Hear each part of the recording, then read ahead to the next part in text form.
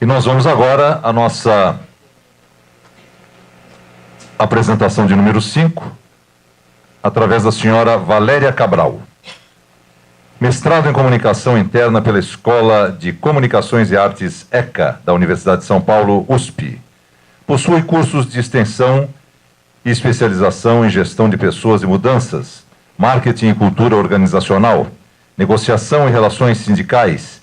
Atualmente é head de RH no metrô, integra o Corhale, grupo de apoio da ABRH, Associação Brasileira de Recursos Humanos. Para apresentar o tema Modernização de Processos no Metrô São Paulo, vamos receber com aplausos a senhora Valéria Cabral. Obrigada.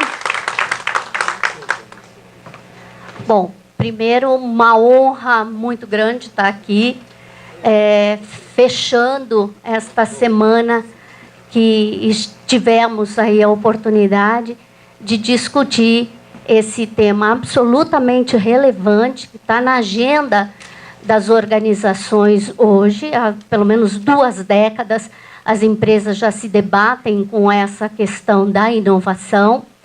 E nós temos aí, pelo 3º ano consecutivo, a realização da nossa semana. Quinta-feira, a essa hora, todo mundo aqui, né? Isso é muito bom. Mas, por outro lado, a Silvia me deu um desafio que, na verdade, é uma grande encrenca, né?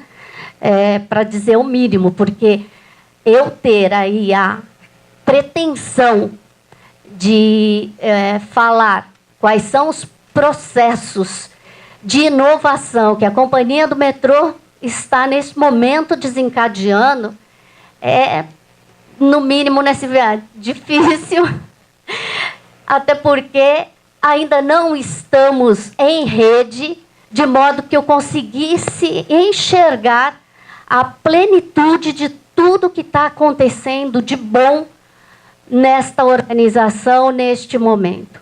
Esta semana tivemos vários exemplos concretos nesta direção. Agora, para quem não...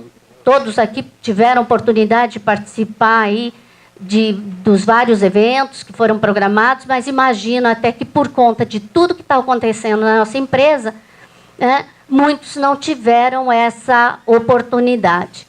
Mas, enfim, então eu não vou falar sobre os processos que estão rolando aqui dentro da organização, porque eu acho que eu não tenho competência neste momento para isso.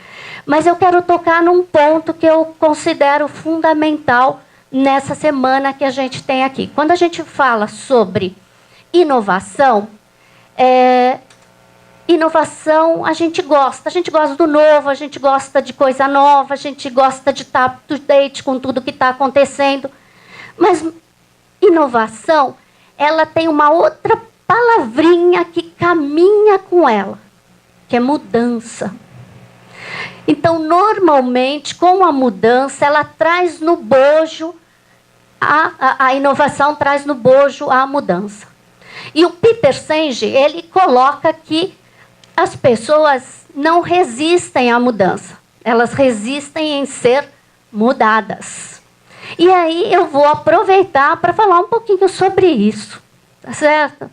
Então, assim, todos nós, ao longo desses últimos 20 anos, a gente tem experimentado no nosso dia a dia, na nossa casa, com os nossos filhos, com os nossos amigos, na compra de novos produtos, no uso de novas tecnologias, com inovações, né?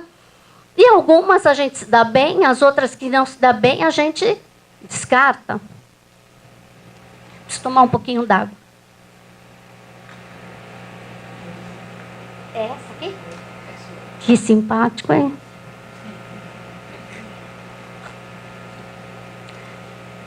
E na administração pública, na prestação de serviços públicos, não é diferente, né? O metrô também vem mudando ao longo dos anos. E muitas inovações já vieram ocorrendo.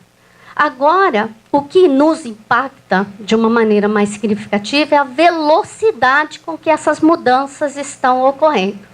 Então, tudo é muito mais célere. A gente tem que correr muito mais para ficar mais em dia com o que está ocorrendo.